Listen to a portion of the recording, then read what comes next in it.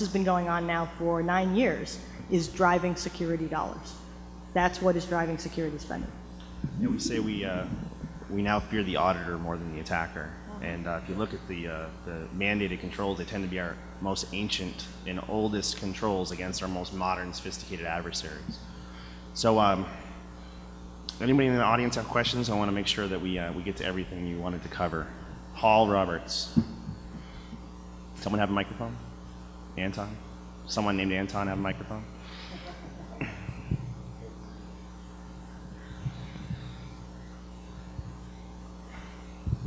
Picking up on what Jeff said about opportunities in the consumer space, I would be interested in hearing the panel's opinions about mobile devices and mobile security. It seems obviously like a huge amount of adoption there. It's both consumer and enterprise, and yet clearly a change of paradigm from the endpoint and client-server world, where you've got more or less closed platforms, where you've got carriers who are intermediaries, and obviously diversity of platforms, operating systems to consider. So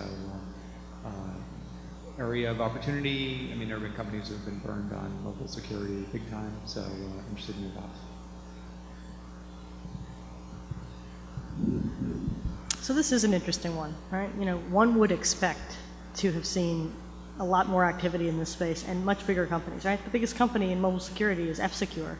And they're still less than $100 million company, right? And they are a dominant player. Is wipe and kill all you need, really?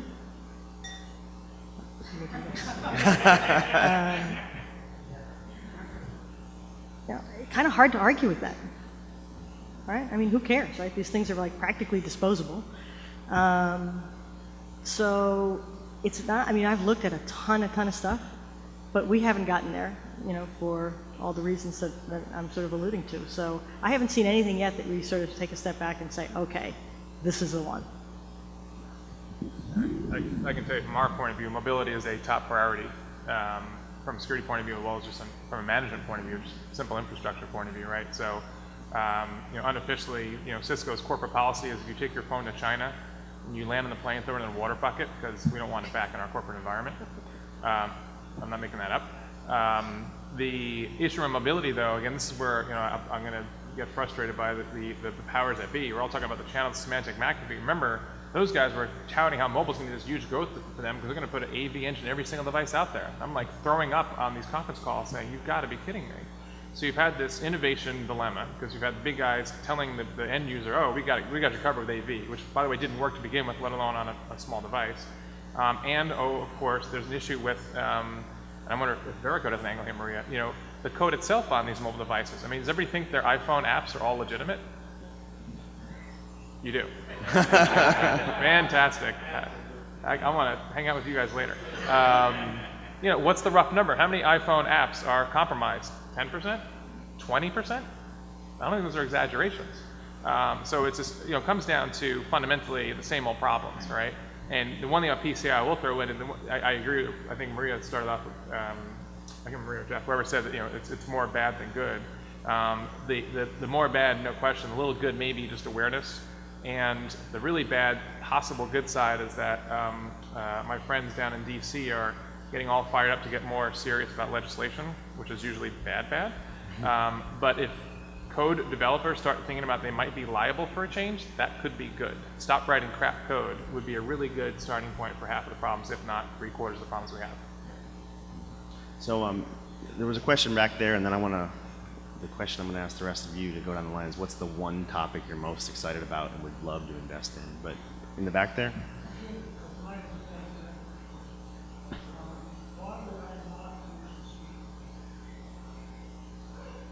All right, the question was, why would I not wish to speak with you?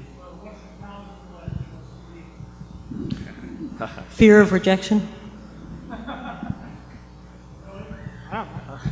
Do you fear rejection? I mean, I don't know. I mean, this is the basic thing. People say all the time, it's so hard to get meetings, it's so hard to get meetings. My email's on the website. It's not hard to get meetings. Oh, how much of the company What is it that you do? Maybe none.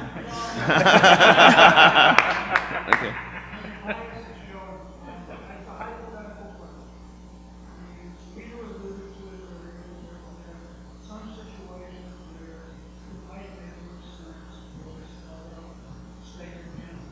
No question. So I mean, the answer again is it depends, right? It depends on what you're doing. It depends on how much money you'll need, right? You know, one of the reasons 406 exists is that we watched other firms in town get really large over, you know, the last decade. And a large firm, it becomes tougher and tougher to do small bets, you know, in little companies. And so, I mean, I know as an entrepreneur myself, I was encouraged to take a lot more money than we needed. And it really wasn't related to what the VCs thought we would need. It was related to the size of those funds. And so, you know, as a smaller fund in town, we're very happy, you know, writing smaller checks. We can make money doing that, right? The economics work for us and on behalf of our investors, right? Because, you know, the people who give us the money are pension funds, endowments, et cetera, et cetera. So it really does depend. And, you know, again, you know, that whatever that percentage is, you know, it's related to, you know, how much money you're going to get, you know, how much work you need, how much time we think we're going to be in the investment, potentially how competitive, you know, the situation is. So it really does depend. But at the end of the day, you know, it's got to be a fair deal, because a big part of how we measure ourselves is, would this entrepreneur work with us again at the end of the experience, right? And if at the end of the day you feel like it was unfair, we stole your company, we didn't add any value, you know, we're going to be in this business for a very short period of time. So as the only non-VC up here, I might be the only person who's actually well positioned to answer this question. So I would say, honestly, you don't really want to talk to any of these people about investment unless you need to. And that's the key thing, is that you go, literally, no, but VC is sort of, it's very expensive money, right? It's very expensive money, but there are some businesses that you cannot grow without that money. And if you're one of those, then that's your option. But you essentially reach out, not, I wouldn't say in desperation. These are smart people and they have great connections and they can give you good advice in addition to the dollars. But if you come to them to ask for money, it's understandable that you don't have other options. And so they're going to extract value out of you.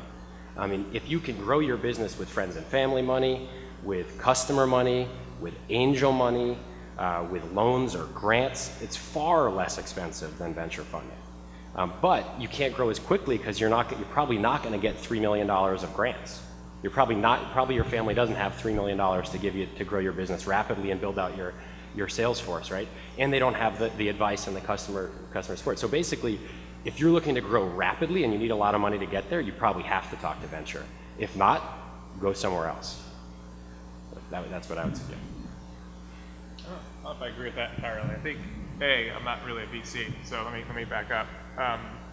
Yes, I agree that a lot of VCs aren't worth the pound of flesh, right? A lot of guys know what the hell they're talking about.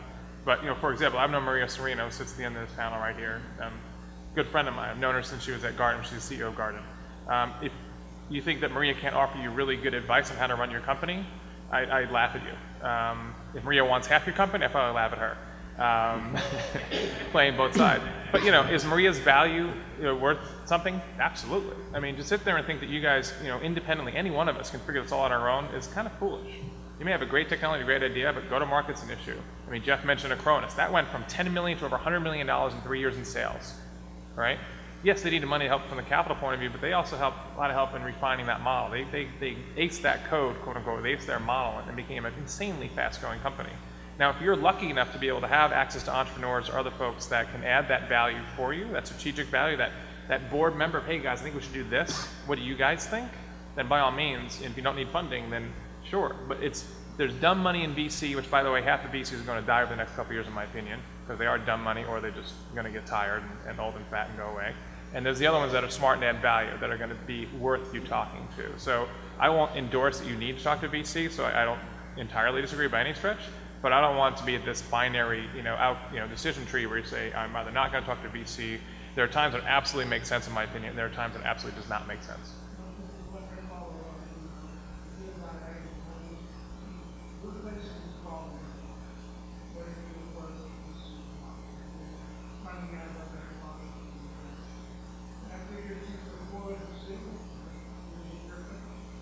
Well, I don't think I'm very good, but